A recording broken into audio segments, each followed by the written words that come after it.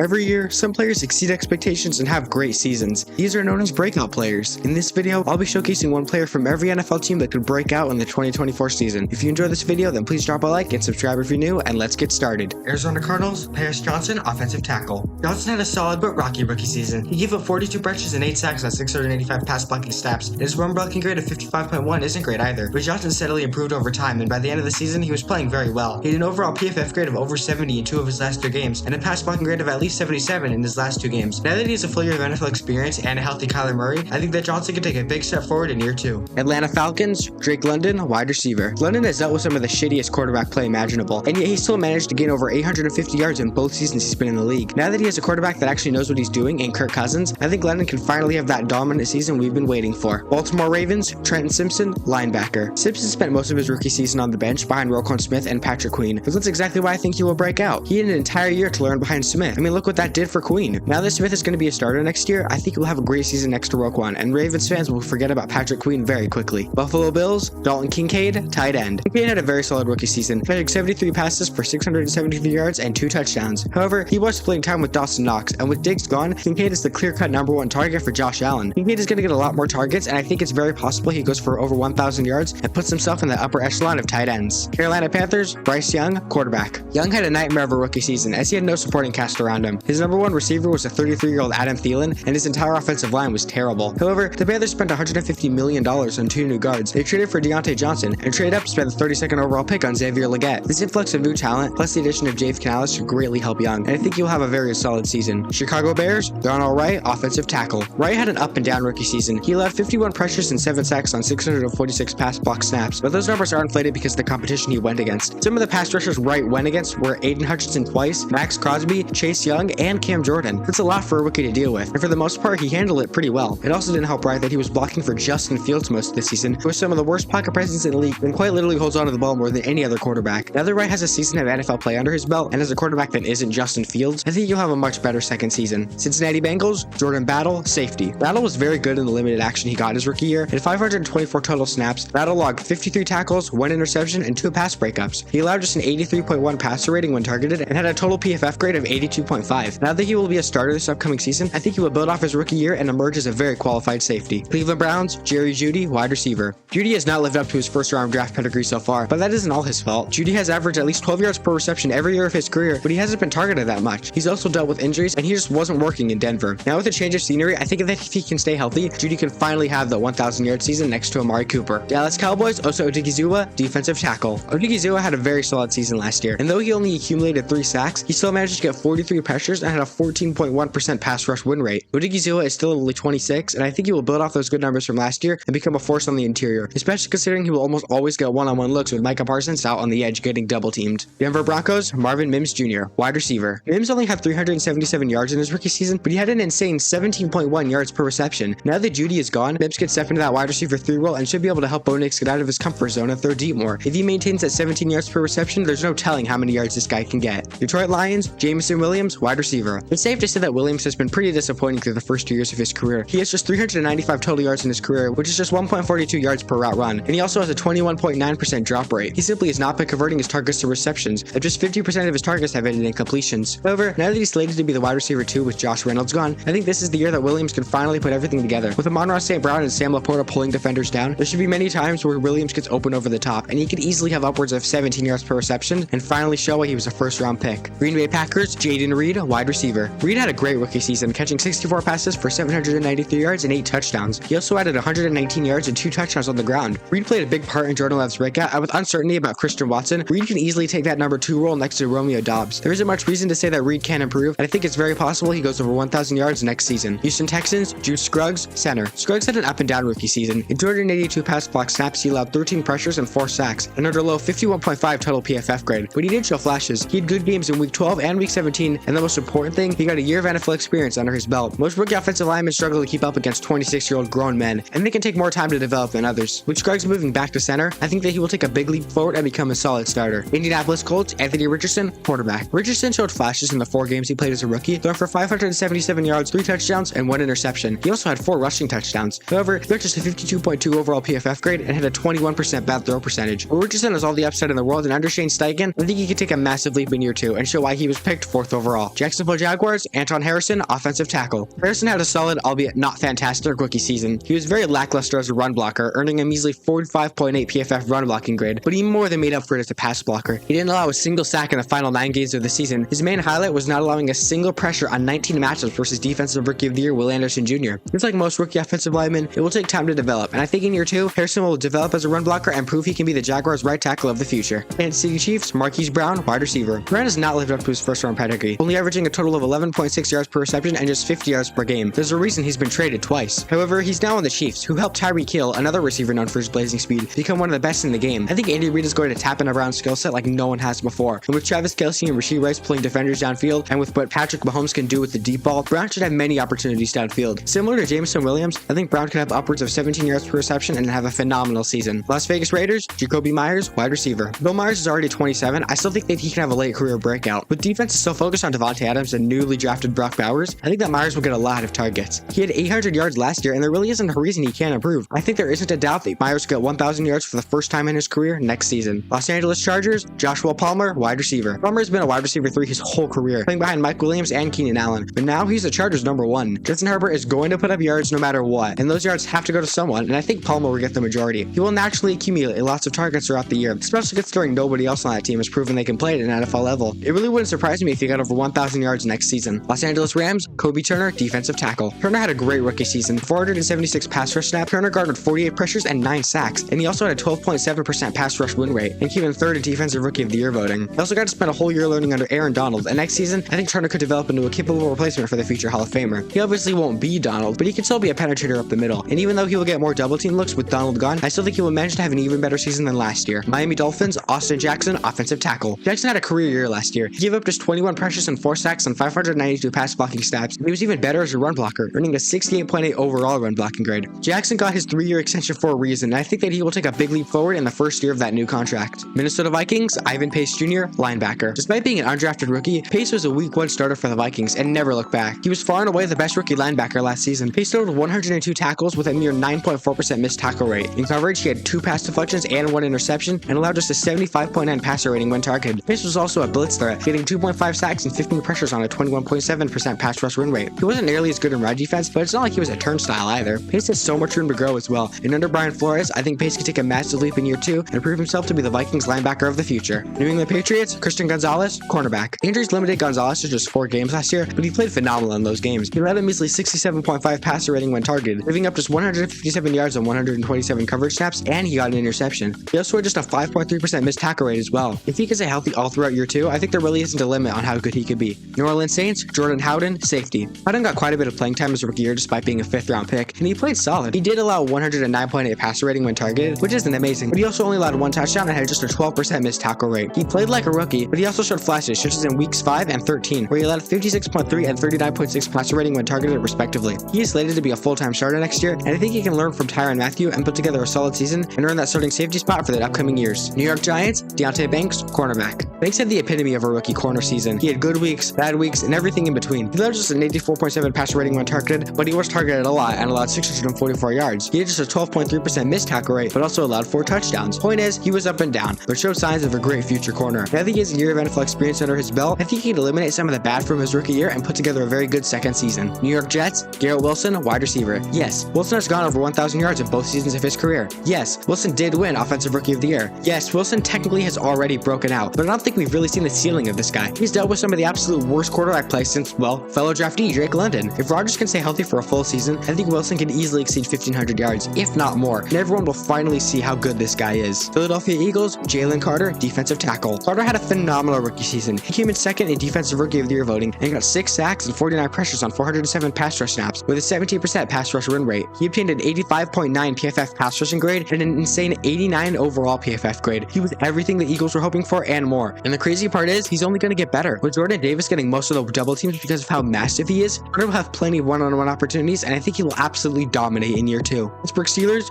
George Pickens, wide receiver. Similar to Garrett Wilson or Drake London, Pickens has also dealt with some really bad quarterback play, but Pickens has made the most of his opportunities. He had an insane 17.5 yards per reception last year. Now that he has a quarterback that can actually throw the ball, and an OC that isn't Matt Canada, I think Pickens can finally have that dominant season we know he's capable of. San Francisco 49ers, Jair Brown, safety. Brown began getting real playing time during week 11 2011, and he played pretty well. He allowed a 98.5 pass rating when targeted, which is pretty respectable, and he also recorded 2 interceptions. He did have a 15.7% missed tackle rate, but overall he was very solid. He even picked off Patrick Mahomes in the Super Bowl. Brown will be the starter next to Talanoa Hufanga, and I think he will build off last season's success and prove to be a capable starter in this league. Seattle Seahawks, Jackson Smith-Njigba, wide receiver. Smith-Njigba didn't have the rookie season that most were expecting. He had just 628 yards and 4 touchdowns last season, with only 10 yards per reception. However, he was in an offense with DK Metcalf and Tyler Lockett, so there weren't that many targets to go around. With the new offensive coordinator and Tyler Lockett aging, I think Smith-Njigba will step into a wide receiver 2 role next to DK Metcalf and have a very good season. Tampa Bay Buccaneers, Christian Izien, cornerback. Despite being an undrafted rookie, Izien played over 700 snaps for the Bucs last season. He allowed a 101.5 passer rating when targeted, giving up 478 yards and 3 touchdowns, but he did have 2 interceptions and had just a 12.3% missed tackle rate, but it's pretty good for an undrafted rookie. Izien will be this team's cornerback 2 next season, and look for him to build off his rookie season and take a big leap forward. Tennessee Titans, Will Levis, quarterback. Levis played solid in the 9 games he started in, throwing for 200 yards per game, 8 touchdowns, and 4 interceptions. He showed flashes of big playability, specifically in that Falcons game where he had 4 touchdowns and a 6.5 big-time throw percentage. But he also did have a 4.5 turnover-worthy play percentage throughout the season and a 60.7 bad throw percentage. Moral of the story, his rookie season was up and down, like most are. Next season, he will play all 17 games barring injury or something going terribly wrong, and I think he will take a big step forward. His receiving core is very talented, and they brought in Brian Callahan as head coach, who helped Joe Burrow reach the Super Bowl in the 2021 season. I think Levis puts together a very solid season and shows why he should have been a first-round pick. Washington Commanders, Sam Cosmi, offensive guard. Cosmi had a career year last season, being the only real bright spot on that putrid Commanders offensive line. He allowed just 31 pressures and 1 sack on 777 pass blocking snaps, and also earned an 80.9 PFF run blocking grade on 326 pass blocking snaps. He was good in both phases of the offense. He was also actively being held back by Sam Howell, who doesn't have great pocket presence, and was toward the top of the league in terms of average time to throw by starting quarterbacks. Now with yet another year to develop and a mobile quarterback in Jaden Daniels, I think that Cosmi will push himself up into the top level of guards in the league. I really do think he has the potential to be that good. But that's it. Are there any other players that you think could break out that I left off this list? Comment down below. If you enjoyed this video, then please like and subscribe if you're new, and that's it for me. See ya.